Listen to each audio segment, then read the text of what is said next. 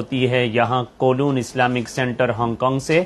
جس میں ہماری کمیونٹی کی طرف سے پوچھے گئے سوالات کے جوابات کی یہ نشست ہوتی ہے، ہر ہفتے کو لائیو چلتی ہے اسلامک بورڈ آف ٹرسٹیز کے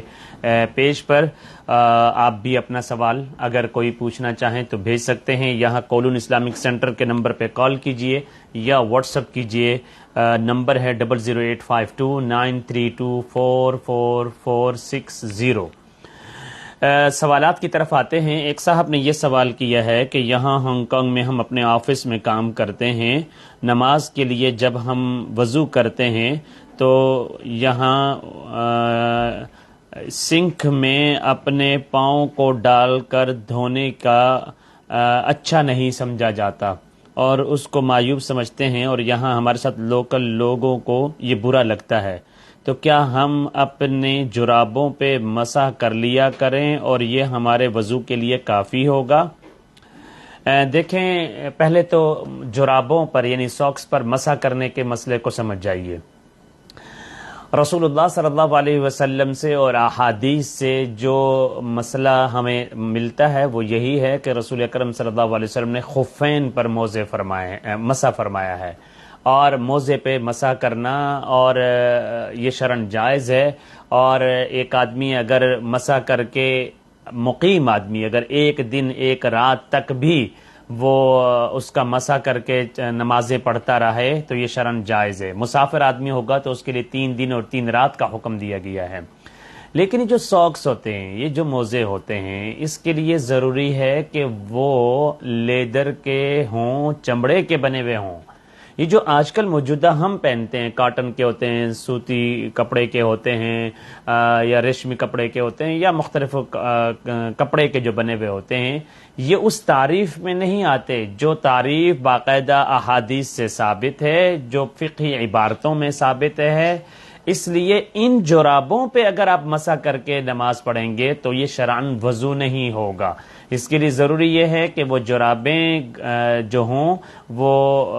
لیدر کی ہوں اور اسی طریقے سے چمڑے کی بنی ہوئی ہوں، ان کو اگر آپ استعمال کر لیں گے اور اس پر اگر آپ مسح کر کے کرتے ہیں، اگرچہ وہ ذرا بھاری ہوتے ہیں، موٹے ہوتے ہیں، لیکن آج کل کے دور میں پتلے والے بھی اور استعمال والے بھی، آسان استعمال والے بھی مارکیٹ کے اندر آ چکے ہیں۔ آپ اس کو استعمال کر کے آپ اس پر مسح کریں اور تو یہ شرعاً جائز ہے۔ لیکن یہ جو موجودہ ہم عام طور پہ پہنتے ہیں، اس پر مسح کرنے سے نماز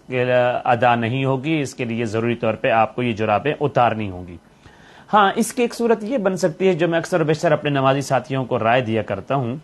کہ جب آپ کسی آفس میں ہیں، وہاں آپ کے ساتھ نان مسلم بھی ہیں اور ان کو یہ چیز بری لگتی ہے اور وہ دیکھتے ہیں تو ان کو کراہت ہوتی ہے کہ یہ پاؤں کو کیوں اوپر لے کے جا رہے ہیں، کیوں پاؤں کو اس جگہ پہ دھوتے ہیں، اس کو وہ بہت کلین رکھتے ہیں، اس کو صرف ہاتھ کے لیے واش کرنے کے لیے، ہینڈ واش کے لیے یا نارمل چھوٹی چیزوں کے لیے یوز کرتے ہیں، تو وہ اس کو برا سمجھتے ہیں۔ تو ان کی برائی سے بچنے کے لیے ایک چیز آپ یہ کر سکتے ہیں کہ آپ کسی ٹیشو کو یا کسی چھوٹے کپڑے کو زیادہ گیلے کر لیں اور اس کے اندر پانی ٹپک رہا ہو، اس کو آپ پھر اپنے پاؤں کے اوپر پھیریں اور پاؤں کے اوپر آپ گرائیں اور ان کے قطرے بھی گر رہے ہوں، تو وہ ایک اعتبار سے دھونے کے حکم میں ہو جائے گا۔ ٹھیک ہے، آپ نے پاؤں کو اوپر تو نہیں دھویا لیکن نیچے کر کے آپ نے دھو لیا، تو اس سے بھی آپ کے وضو دھل جائیں گے، وضو کا جو پاؤں کے دھونے کا حکم ہے وہ مکمل ہو جائے گا، اور اس طریقے سے کراہت بھی نہیں ہوگی اور آپ کے وضو کا حکم بھی پورا ہو جائے گا۔ لیکن اگر آپ موزوں پہ مسح کرنے والا کرنا چاہتے ہوں تو پھر اس کے لیے ضروری ہے کہ وہ چمڑے کے، لیدر کے موزے بنے ہوئے ہوں، ان پر آپ مسح کر کے نماز پڑھ سکتے ہیں۔ امید ہے مسئلہ سمجھ میں آ گیا ہوگا۔ ایک صاحب نے پوچھا ہے کہ علیشبہ نام رکھنا کیسا ہے، اس کا معنی کیا ہے؟ دیکھیں،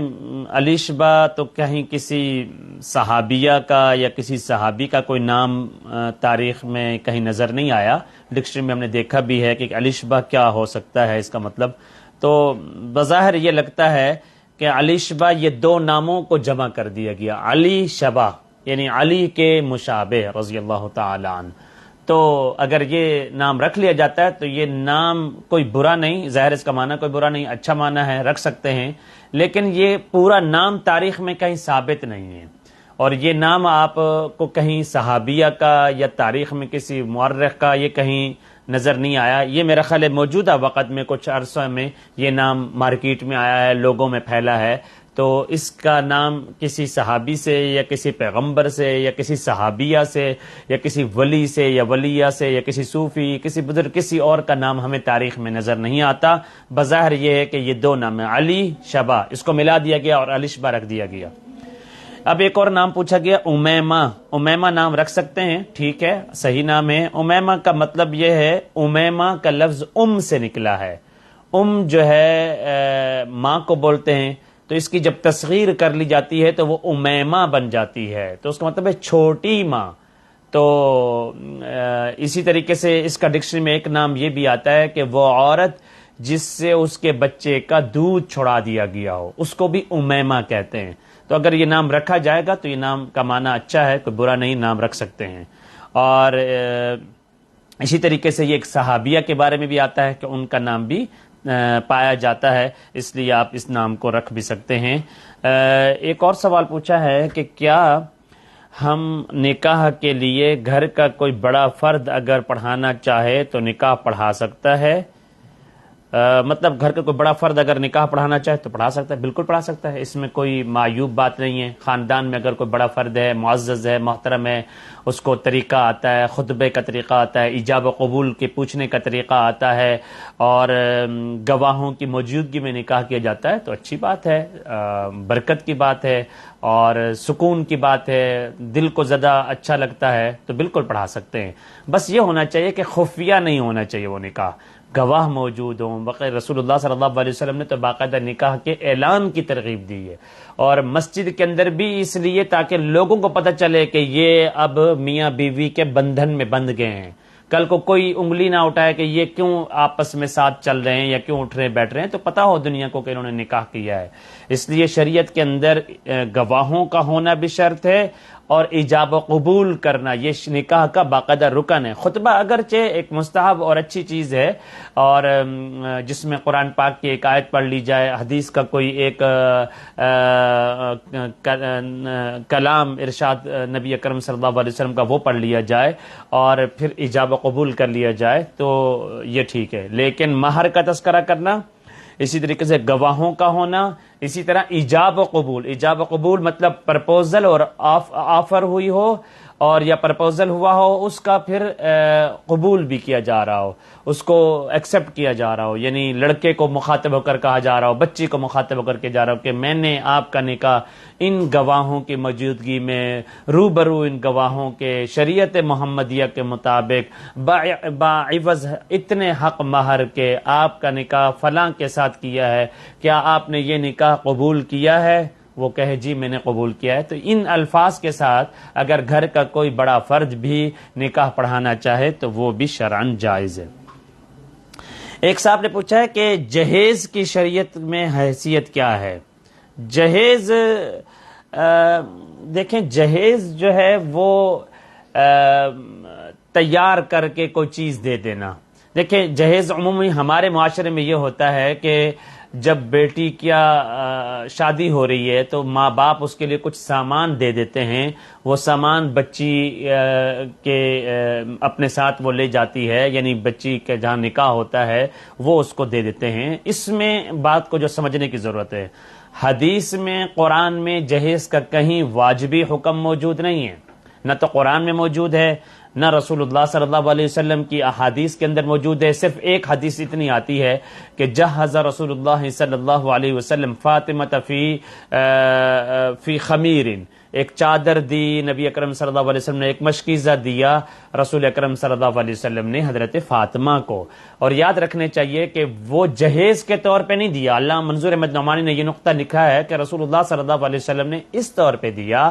کہ یہ رسول اللہ صلی اللہ علیہ وسلم کی بیٹی کے استعمال میں بھی آئے, اور ایک ٹائم پہ کہ جب رسول اللہ صلی اللہ علیہ وسلم فاطمہ کے ابا ہیں, اسی طریقے سے رسول اکرم صلی اللہ علیہ وسلم علی کے بھی سرپرست ہیں رضی اللہ تعالی عنہ. تو گویا وہ ان کی سہولت کے لیے ایک چیز اگر عطا کر رہے ہیں اور اس کو شادی کا نکاح کا لازمی پارٹ سمجھ کے نہیں دیا جا رہا, اور نہ حدیث میں کہیں پر رسول اللہ صلی اللہ علیہ وسلم نے حکم دیا. اگر حکم دیا ہوتا تو حدیث میں موجود ہوتا, قرآن میں موجود ہوتا. تو اس لیے اگر کوئی باپ شفقت کے طور پہ، محبت کے طور پہ، عزت کے طور پہ، احترام کے طور پہ کہ میری بیٹی جا رہی ہے تو وہ اگر کچھ چیزیں دینا چاہے اپنی خوشی سے، تو یہ چیزیں دینا جس کو ہمارے معاشرے میں جہیز کہا جاتا ہے، یہ شرعاً جائز ہے. اور باپ اگر خوشی سے دے رہا ہو، ماں خوشی سے دے رہی ہو، بھائی خوشی دے رہے ہو، تو باعث رحمت بھی ہے، باعث مودت بھی ہے، یہ نہیں باعث عزت ہے. لیکن آج کے معاشرے میں جہیز کے نام پہ ہو کیا رہا ہے؟ جہیز کے نام پہ آپ پاکستان میں دیکھیں، یہاں ان ملکوں میں دیکھیں، مختلف ملکوں میں دیکھیں، تو وہاں پہ باقاعدہ ڈیمانڈ کی جا رہی ہے. باقاعدہ طور پر لڑکے والے جہیز کو دیکھ کر اپنے رشتے طے کر رہے ہیں کہ جی میں فلاں جگہ سے رشتہ اس لیے کرتا ہوں، وہاں لڑکی کے والد اور لڑکی کے بھائی بڑے مالدار ہیں، وہ بڑا پیسہ دیں گے، وہ بڑا سونا دیں گے، ان کا مال بہت کچھ آ جائے گا. تو پیسہ، سونا، جہیز، دولت کی بنیاد پہ جو رشتہ ہوا کرتا ہے وہ پھر پائیدار نہیں ہوا کرتا، وہ دیر پا نہیں ہوا کرتا، کیونکہ اس میں مفادات آ جایا کرتے ہیں. اس لیے ڈیمانڈ کر کے، یا اسی طرح دولہا کی جو والدہ ہوتی ہے، ماں ہوتی ہے، دولہا کا والد ہوتا ہے، وہ بعض دفعہ عورتوں کی باتوں میں یوں ذکر کر رہتے ہوں کہ میرے بیٹے کو یہ چیز بڑی پسند ہے، میرے بیٹے کو، بلکہ نعوذ باللہ اب تو کہانی اس سے آگے بڑھ چکی ہے کہ باقاعدہ ڈیمانڈ کی جا رہی ہوتی ہے کہ کار دی جائے، گاڑی دی جائے، موٹر سائیکل دیا جائے، مکان دیا جائے، بنگلہ دیا جائے. اس طرح کی باتیں کر کر کے بچی والوں کو مجبور کر دیا جاتا ہے. وہ بیچارے ساری زندگی اپنی بیٹی کے جہیز بنانے میں لگے ہوئے ہوتے ہیں، ان کی کمر ٹوٹ جاتی ہے. ایک باپ جو ہے وہ کماتا ہے، وہ محنت کرتا ہے، مزدوری کرتا ہے، اور ڈھیروں سامان اکٹھا اس لیے کرتا ہے کہ جب میری بیٹی کی شادی کا وقت آئے تو کوئی میری بیٹی کو تانا نہ دے، کوئی میری بیٹی کی ساس جو ہے وہ میری بیٹی کو کوئی جملہ نہ کس دے کہ فلاں جو آئی تھی میرے گھر میں وہ اتنا سامان لے کر آئی تھی، تو کچھ بھی نہیں لے کر آئی ہے. یہ تانا چلتے ہیں، یہ تانا بازی ہمارے معاشرے میں ہوتی ہے، ہمارے گھروں میں ہوتے ہیں. یہ ایک دوسرے میں خواتین میں باتیں ہو رہی ہوتی ہیں، مردوں میں کم ہو لیکن عورتوں میں زیادہ ہو رہی ہوتی ہے. یہ حرام ہے، حرام ناجائز ہے کہ پیسے کی بنیاد پہ تانا دینا، پیسے کی بنیاد کے اوپر کسی کو زدکوب کرنا، کسی کو چھوٹا کرنا، کسی کو گرانا، یہ شریعت میں بالکل غلط ہے. اور یہ مسلمان کی عزت کے ساتھ کھلواڑ ہے. اور ایک بیٹی کو جس کو گھر میں لایا گیا ہو اس کو عزت نفس کو مجروح کرنا ہے، اسلام اس کی اجازت نہیں دیتا. بس خوشی کے طور پہ اگر باپ دے دے گا یا ماں دے دے گی تو وہ جائز ہے. ہمارے ہاں معاشرے میں تو اس حد تک یہ پایا جاتا ہے، یہ تصور کہ بیٹی ابھی چھوٹی بچی ہی ہوتی ہے، وہ 5-7 سال کی ہوتی ہے، اس کی ماں کے پاس بھی کوئی اچھی چیز آتی ہے، اس کی ماں کے پاس کوئی اچھا جوڑا آ جاتا ہے، وہ اسی وقت سے اس کا جہیز بنانا شروع کر دیتی ہے. حالانکہ 10 سال 15 سال بعد نکاح ہوتا ہے، لیکن وہ ماں ہوتی ہے کہ وہ اپنی چیزوں کو ایک ایک کر کے اکٹھے کر رہی ہوتی ہے، اس کو جمع کر رہی ہوتی ہے، اسٹاک کر رہی ہوتی ہے.